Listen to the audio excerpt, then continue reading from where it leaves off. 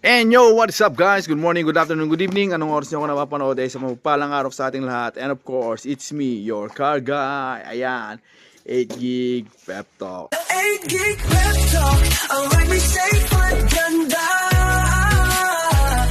Di bali ng second hand, basta'y panalo ka. Ayan, so today is Sunday. Ayan, medyo matagal tayong hindi nakapag-vlog kasi nga unang-una sobrang hirap ng unit, and secondly, ayan, alam naman natin yung presyo ng gasolina at diesel dito sa merkado medyo mataas-taas. So some of our buyers na hindi muna nagko-consider, since mga low budget lang din naman yung mga binebenta natin, hindi muna nila kino-consider yung pagbili ng sasakyan. Well, anyways, ayan, eto naman kasi meron tayong nakita na medyo talagang sulit na sulit kasi nga hindi ganun kataas yung presyo, and then murang-mura lang siya kasi nga mas mura yung gasolina. So eto muna yung pinili natin, kaya kinuha natin. Eto yung 2000 model Mitsubishi Adventure na gasoline engine automatic transmission. So sobra yung mga update ito. So ayun, tingnan natin para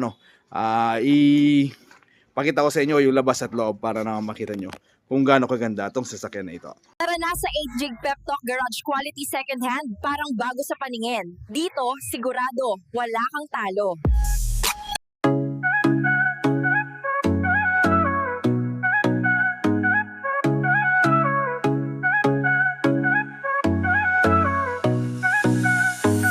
May pangarap kang sasakyan, tara dito na sa 8 gig pep talk. Sigurado walang kaba, quality second hand, parang bago sa tingin. Sa bawat ride mo kami nasa likod din. Di kailangan ng bago, basta maayos, maingat. Kasama mo kami sa bawat hakbang. Mapakalsada o trip sa malayo, dito sigurado wala kang talo. Sa 8 gig pep talk, ang ride may safe at ganda.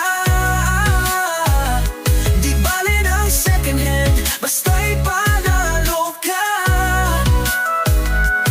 May tiwala, may kalidad, garantisado yan.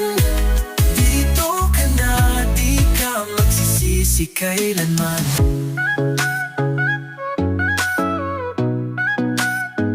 Buy and sell, mabilis, walang hassle sa'yo. Magtiwala lang kami na ang bahala rito.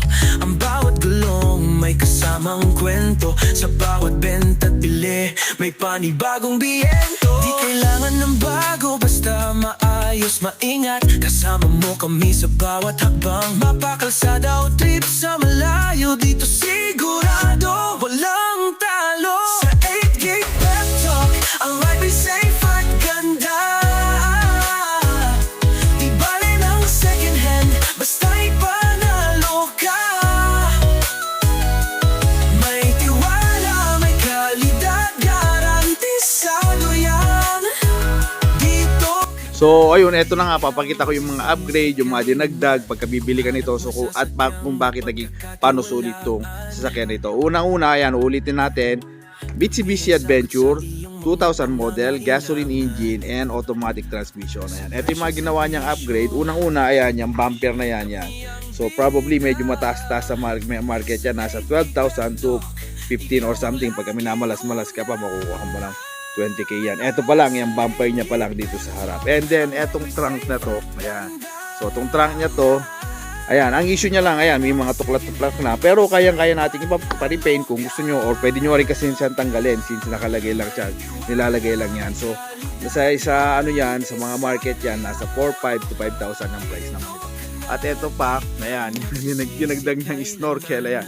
Etong snorkel na to, ayan, medyo mataas-taas din ang presyo nito sa nasa 15k din naman yan. So ganyan yung mga presyo na upgrade na nangyari dito. And then yung mugs niya, ayan, yung mugs niya hindi ko na ma-recall, pero probably nasa 20k pataas yan yung mugs niya. Hindi bali yung mga gulong, ayan.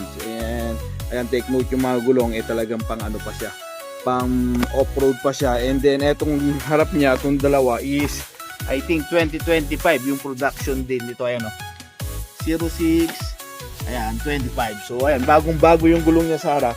And then yung ano niya na makapal-kapal pa. So sa pagkakaalam ko 2021 naman yung ano niya. So ayan yung mga accessories niya. Etong mga ano niya, spoiler niya rito, ayan yung mga dinagdag niya. Ito, kahit papano yan, yung apat na yan, set yan, didagdag niya. So dagdag presyo pa rin yan kahit papano. And then ito pa, yan. Step board, ayan, napaka steel reinforced na step board yan. Alam naman natin na presyo yan. Hindi ko pa na-search kung magkano yung ano niyan, pero medyo matimba-timbang yan, probably nasa 12K din yan kahit papano. And then ito yung mga ordinary lang na ayan, yung pambansang accessories natin, ayan yung rain gutter. And syempre, ayan, yung top load, nilagyan niya rin ng top load. So probably siguro sa mga setup pa lang nito is aabot na ng 50 to 70,000. Ganun pa lang. Setup pa lang nito, yung mga accessories pala. Hindi pa kasali yung sasakyan. So murang-mura lang, binibenta lang natin to sa mga magtatanong. Ayan, ang price lang po nito pala is 165K, very much negotiable. So parang accessories lang. Sabihin nyo na yung accessories 65, parang nabili nyo ng 100K lang to sa sasakyan. Pero very much negotiable yan. Kung talaga pong interested kayo, is puntahan nyo lang dito sa ating ang location po natin is Burot, Tarlac City. Yung mga number, yung mga ilalagay po natin dyan sa description para sa And then naglagay siya ng star na ayan, na sticker. Although sticker lang naman to, siguro hindi naman siya ganun kataas yan. Siguro maximum 500 pesos lang naman yan. And then yung gulong, hindi natin nilagay yung gulong. Meron siya, ganyan din yung mags. Lalagay din natin yan. Nililinis lang ni Airpat. Since kadarating lang kahapon nito. So inaayos lang niya. So napakaganda nito sa sakyan nito. And then tingnan din natin sa loob kung gaano kaganda. At syempre yung anak ko, kaway-kaway ka baby. Ayan, ang napakapogi natin si Gabe Rubos. So ayan, tingnan natin dito sa loob. At syempre, kung hanggang ngayon nanonood ka, baka naman pwede mong i-comment kung taga saan ka. Nang sa ganoon naman, malaman natin kung hanggang saan nakarating ang ating video. At maraming salamat po sa mga subscriber natin, lalong-lalo na yung mga OFW, yung bayaning OFW natin. Maraming salamat po sa pagsuporta kay Gig Pep Talk. Malaking bagay po yung panonood nyo dito sa ating mga videos. At syempre, kababayan, kung taga rito ka lang, baka naman gusto mong pumasyal nang sa ganun, o kaya may order ka, o kaya may gusto kang sasakyan, comment mo lang dyan sa baba para nang sa ganun, hanapan natin kung yung mga na mga sasakyan na hinahanap mo, pinapangarap mo. So ayun, dito sa loob, ayan, standard lang yung niya, ayan, naka leather, pero yung iba natanggal na, ayan yung mga niya, tapos yung dashboard, makinis na makinis, maayos na maayos, tapos ayan, silver na yung niya. Ito probably siguro pinapaint niya na lang to nung previous na may-ari. So ayan, pero dagdag added naman siya. Actually kasi ordinary black lang to Ayan, tapos automatic transmission, ayan yung mga salagyan na ng mga sigarilyo, ayan pang sindi ng sigarilyo, pang charge ng mga cellphone, ayan. Ayan yung mga accessories niya dito sa loob. And then ayan, automatic transmission siya. So maayos pa naman, okay pa naman labas at loob, ayan. Yung pagka-silver niya, minats niya dyan sa mga sidings and yan, dito sa panel niya. So, maayos na maayos. Ang mileage niya, 211, not bad for sa 2000 model. Tapos, all power na rin siya. Ayan, pati yung mga, niya, yung side mirror is power na rin. So, ayan, may mga extra connection. Ayan.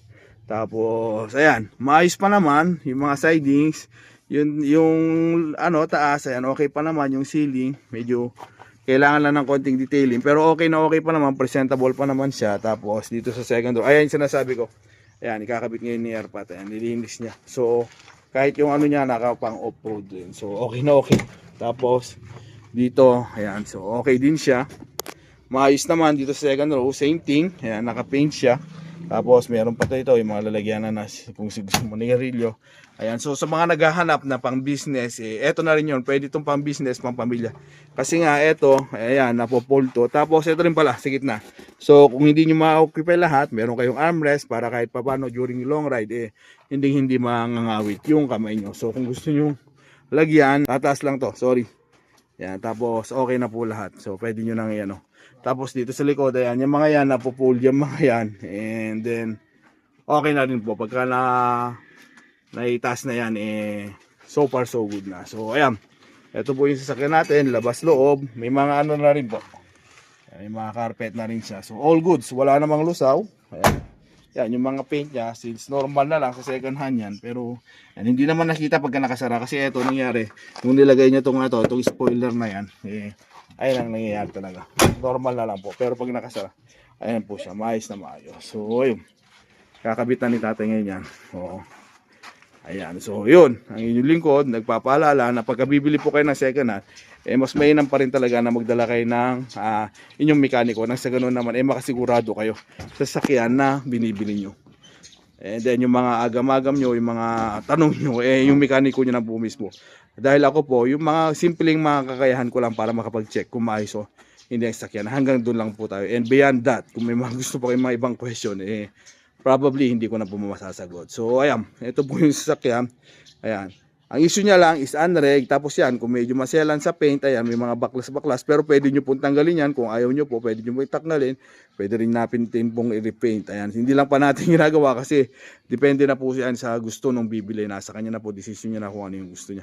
Kung gusto niya pa kung ng black, and then okay naman po. So ayan, ito na po yung sasakyan. Tapos ang price niya po, 165k, very much negotiable. Ang location po natin is Burot, Tarlac City. 2000 model, Mitsubishi Adventure, gasoline engine, automatic transmission. So, ayan. Ganito na lang po tayo mga ka-Pep Talk. God bless everyone. Mabuhay ka hanggang gusto mo. See you on my next vlog. Bye-bye. Ayan, kunin nyo na. Kung interested, more than willing kami po na i-assist inyo. Napakaganda. Accessories pa lang, solve na kayo. May Bye-bye. pangarap kang sasakyan, tara dito na sa 8 Gig Pep Talk. Sigurado walang kaba, quality second hand, parang bago sa tingin. Sa bawat ride mo kami nasa likod din. Di kailangan ng bago, basta maayos, maingat. Kasama mo kami sa bawat hakbang. Mapakalsada o trip sa malayo, dito sigurado